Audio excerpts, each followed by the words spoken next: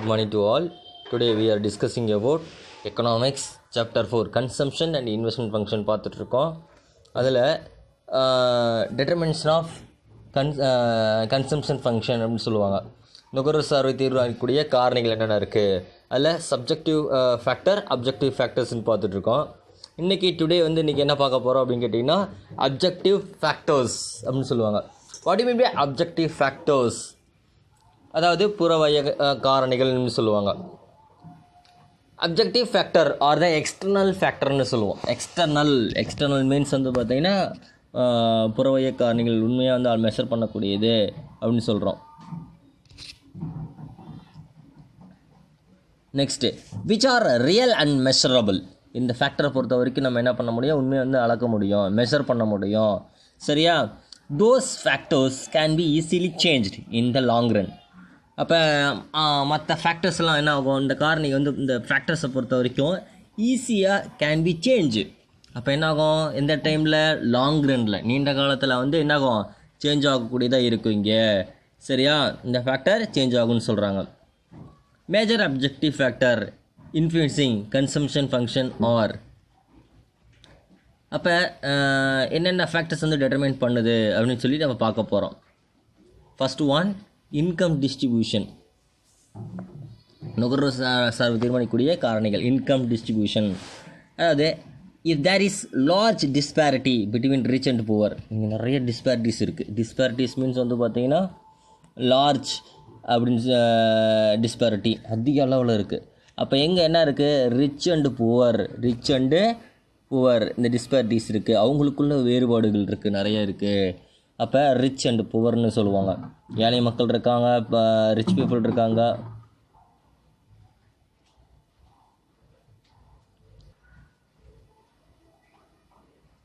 Have low propensity to consume and high propensity to save.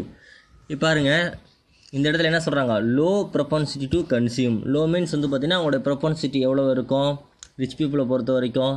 அதாவது rich பீப்புள்னால் யார், ரொம்ப செல்வந்தர்கள்னு சொல்லுவாங்க. நல்லா வெல்த் நிறையா இருக்கும், ஏர்ன் பண்ணியிருப்பான். பட் அவங்களுடைய ப்ரொபன்சிட்டி டு கன்சம்ஷன் மீன்ஸ் நுகர்வு. அப்போ அவன் எவ்வளோ கன்சியூம் பண்ணுறாங்க, லோவாக தான் கன்சியூம் பண்ணுவான்.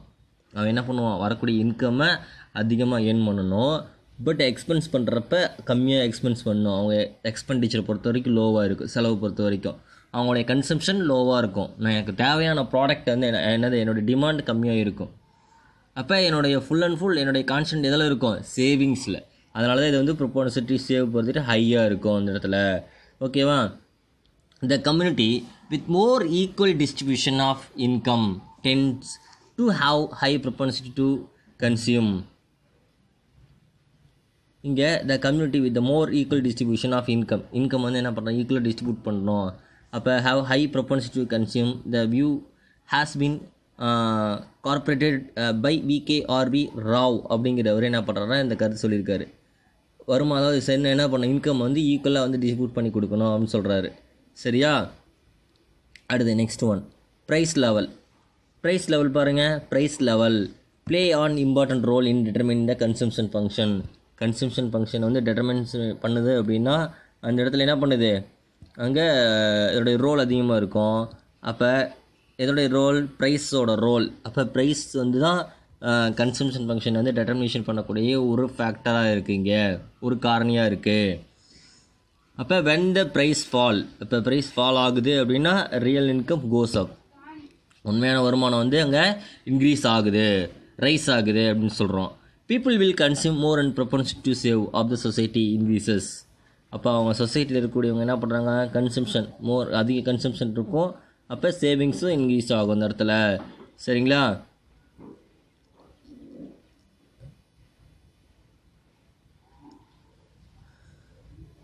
Wage level play an important role in determining consumption function and there is a positive relationship between wage and consumption. அதாவது இங்கே பாசிட்டிவ் ரிலேஷன்ஷிப், ரெண்டுக்கும் உள்ள ரிலேஷன்ஷிப் எப்படி இருக்கும், பாசிட்டிவாக இருக்கும்.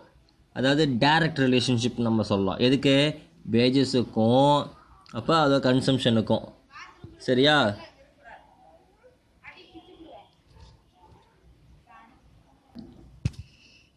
அப்போ positive relationship between wages and consumption நம்ம சொல்கிறோம். வேஜஸ் இருக்குல்ல, வேஜஸ்க்கும் கன்சம்ஷனுக்கு என்ன இருக்குது, டைரக்ட் ரிலேஷன்ஷிப் இருக்குது. இப்போ வேஜஸ் வந்து இன்க்ரீஸ் ஆனால் அவங்களுடைய கன்சம்ஷன் என்ன ஆகும், ஆட்டோமேட்டிக்காக இன்க்ரீஸ் ஆகும். ஓகேவா, அவங்களுடைய கன்சம்ஷன் இன்க்ரீஸ் ஆகும்னு சொல்கிறாங்க. Consumption expenditure increases with rice in wages. அப்போ அவங்களுடைய கன்சம்ஷன் எக்ஸ்பெண்டிச்சர் என்ன ஆகுது, ரைஸ் ஆகும்போது அப்போ என்ன ஆகும், அப்போ வேஜஸ் வந்து ஆட்டோமேட்டிக்காக ரைஸ் ஆகும். சரியா, அப்போ similarly the effect with regard to windfall gain. அப்போ வந்து பார்த்திங்கன்னா அவங்களுக்கு என்ன ஆகும், வின்ஃபால் கெயின். இதே மாதிரி வந்து எதிர்பாராத செலவு வந்து அதிகரிக்கும், நுகர்வு செலவு திடீர்னு வேஜஸ் இன்க்ரீஸ், கூலி அதிகமாகும் போது அப்போ திடீர்னு வந்து அவங்களுக்கு வந்து லாபம் ஏற்படும், வின்ஃபால் கெயின் திடீர்னு வந்து வெளியே ஏற்படும்னு சொல்கிறாங்க.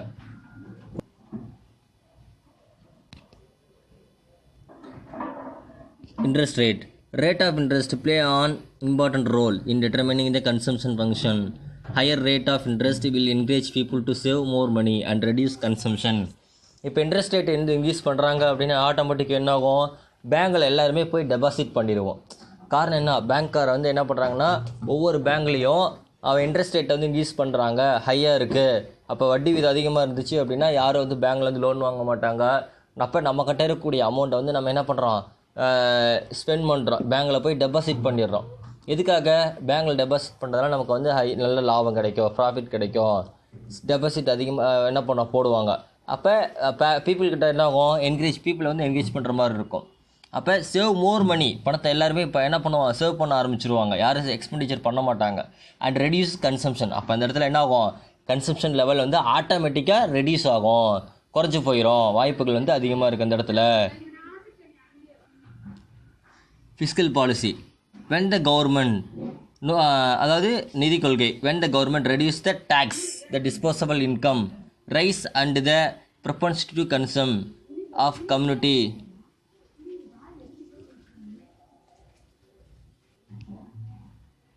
அப்போ when the government reduce the tax வந்து ரெடியூஸ் பண்ணுறாங்க கவர்மெண்ட், அப்போ டிஸ்போசபிள் இன்கம் வந்து ரைஸ் ஆகும், அந்த செலவழிக்கக்கூடிய வருமானம் வந்து அதிகரிக்குது.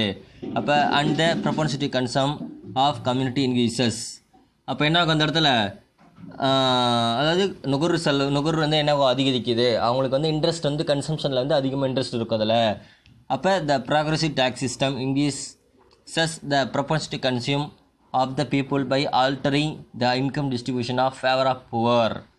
அப்போ ப்ராக்ரெசிவ் டேக்ஸஸ்ன்னு சொல்லுவாங்க. ப்ராக்ரெசிவ்னா என்ன, ப்ராக்ரெசிவ் மீன்ஸ் வந்து பார்த்திங்கன்னா வளர்வீத வரின்னு சொல்லுவாங்க. ப்ராக்ரெசிவ்னா அதாவது டைப் ஆஃப் டேக்ஸ் இருக்குது, அதாவது கிளாசிஃபிகேஷன் ஆஃப் டேக்ஸ் அப்படின்னு சொல்லுவாங்க. வரியோட வகைகள் என்னென்ன இருக்குது அதில் வந்து உங்களுக்கு நெக்ஸ்ட் நான் நடத்துகிறேன் கிளாஸில்.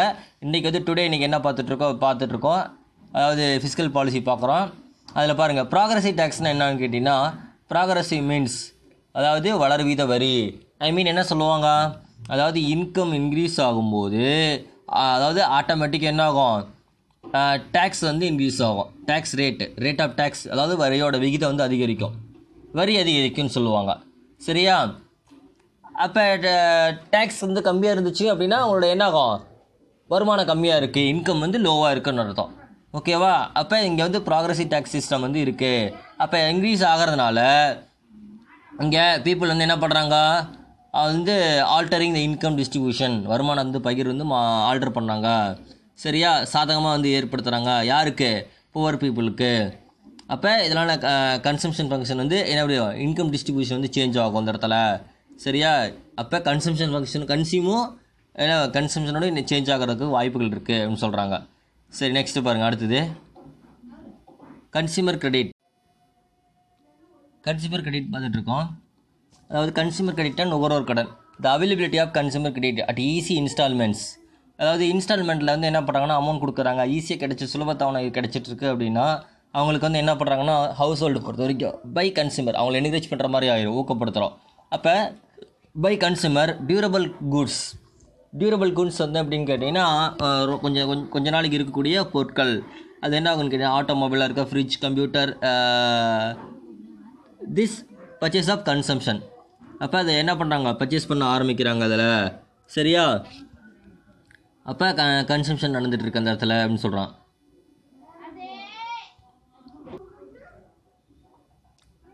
democratic factors, மக்கள் தொகை காரணிகள்.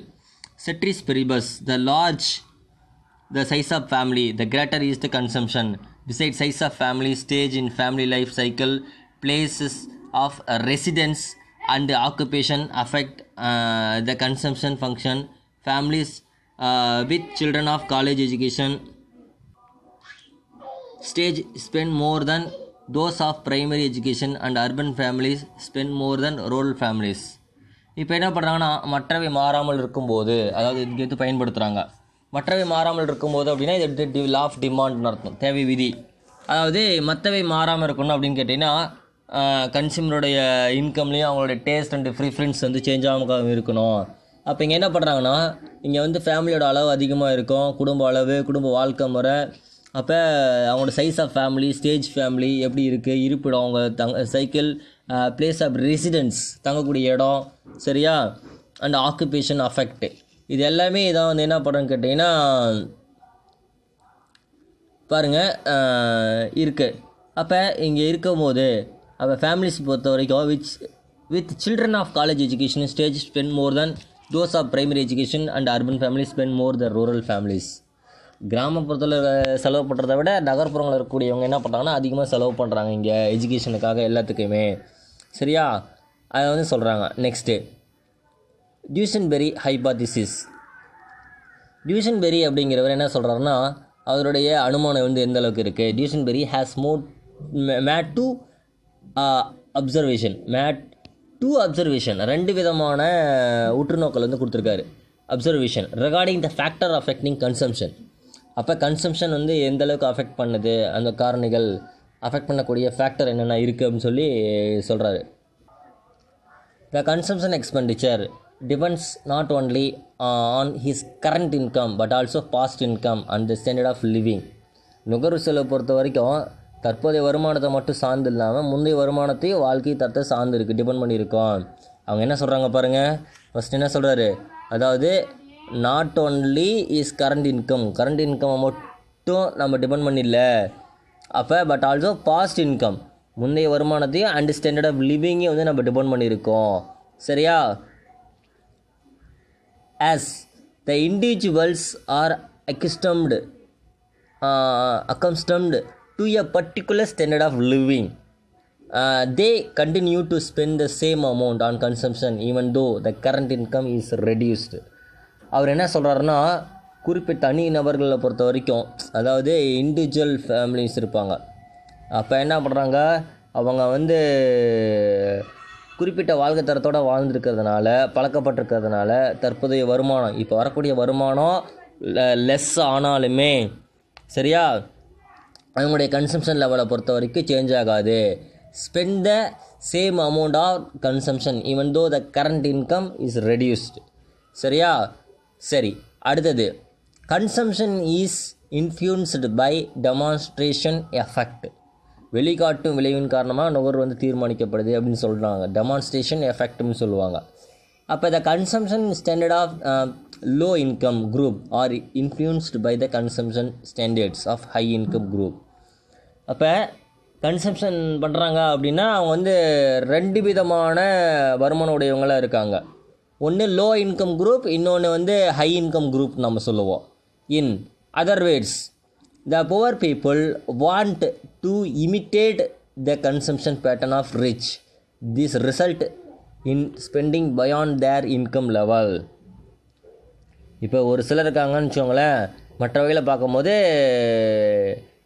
ரிச் பீப்புளும் வந்து செலவு பண்ணுவாங்க, ஆனால் இது அவங்க வருமானத்தை தாண்டி செலவு செய்ய வைக்கும் அப்படின்னு சொல்கிறாங்க. அவனுக்கு வருமானம் வந்து ஒரு 40,000 வருது அப்படின்னா அவனுக்கு வந்து ஒரு 50,000 60,000 என்ன பண்ண எக்ஸ்பெண்டிச்சராக இருக்கும், பண்ண வேண்டிய அளவில் இருக்கும், சரியா.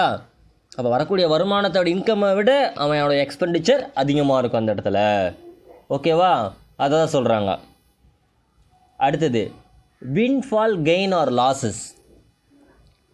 எதிர்பாராத லாபம் அல்லது நஷ்டம்னு சொல்லுவாங்க. Unexpected changes in the stock market leading to gain or losses tend to shift the consumption function upward or downward. Consumption function வந்து என்ன ஆகும், ஒன்று அப்வர்ட் ஆகும், இன்னொன்று டவுன்வர்ட் ஆகிறதுக்கான வாய்ப்புகள் சான்சஸ் இருக்குது. அப்போ வின்ஃபால் கெயின் அப்படின்னா எதிர்பார்த்துருக்க மாட்டான், எக்ஸ்பெக்ட் பண்ணியிருக்க, அன்எக்ஸ்பெக்டட்னு என்ன அர்த்தம், எதிர்பார்த்துருக்கவே மாட்டான். சேஞ்சஸ் ஏற்பட்டிருக்கும். ஸ்டாக் மார்க்கெட்டை பொறுத்த வரைக்கும் ஒரு சில டைமில் என்ன ஆகும், லீட் ஆகிட்டே இருக்கும். லீடிங் பார்த்திங்கன்னா ஹையாக இருக்கும், கெயினாக இருக்கும் அந்த இடத்துல. ஒரு சில டைமில் வந்து என்ன ஆகும், அப்போ ரெடியூஸ் ஆகும், அப்புறம் லாஸ் ஆகும் அவனுக்கு. அப்போ என்ன ஆகும், அந்த இடத்துல அவனுடைய கன்சம்ஷன் ஃபங்க்ஷன் சேஞ்ச் ஆகும். அந்த இடத்துல அப்வேர்ட் ஆகும், இன்னொன்று டவுன்வேர்ட் ஆகிறதுக்கான சான்சஸ் இருக்குது. ஓகேப்பா, சரி. உங்களுக்கான கொஷின்ஸ் கன்சம்ஷன் ஃபங்க்ஷனை டிட்டர்மைன் பண்ணக்கூடிய factors, subjective factor, objective factors, இது ரெண்டையுமே படிச்சுட்டு எனக்கு எழுதி காமிச்சிருங்க. 3 மார்க் கொஷின் ஒன்று. Question number 32. ஓகேவா? அப்புறம் கொஷின் நம்பர் 37. ஓகேவா? அதே கொஷின் தான். இதை படிச்சுட்டு 3 மார்க்லேயும் கேட்க, 5 மார்க்லேயும் கேட்குறாங்க. சரியா? இப்போ 5 மார்க்காக இருந்தால் நீங்கள் ஃபுல்லும் எழுதணும். 3 மார்க் கொஷினாக இருந்தால் இதில் 3, இதில் 3. Subjective ஃபேக்டர்ஸில் 3, objective ஃபேக்டர்ஸில் 3. அகவய காரணிகள், புறவய காரணிகள், நுகர்வை சார்பை தீர்மானிக்கக்கூடிய காரணிகள். ஓகேவா? சரி, நெக்ஸ்ட் கிளாஸில் என்ன பார்க்க போகிறோம் அப்படின்னு பார்த்தோம்னா இன்வெஸ்ட்மெண்ட் ஃபங்க்ஷன் பார்க்க போகிறோம். சரியா? வாட் இஸ் மேபி இன்வெஸ்ட்மெண்ட் அப்படின்னு சொல்லி பார்க்க போகிறோம். முதல்டினா என்ன, அடுத்தது நெக்ஸ்ட்டு இன்வெஸ்ட்மெண்ட் ஃபங்க்ஷன். அப்போ அதுக்கு என்ன எதோ ஃபங்க்ஷன் ஆகுது எதனால் அப்படின்னு சொல்லி நம்ம பார்க்க போகிறோம். Okay, thank you. நெக்ஸ்ட் கிளாஸில் நம்ம பார்க்கலாம். நான் கொடுக்கக்கூடிய கொஷின்ஸை ரைட் பண்ணி வாட்ஸ்அப்பில் சென்ட் பண்ணிடுங்க. ஓகே, தேங்க்யூ, பாய்.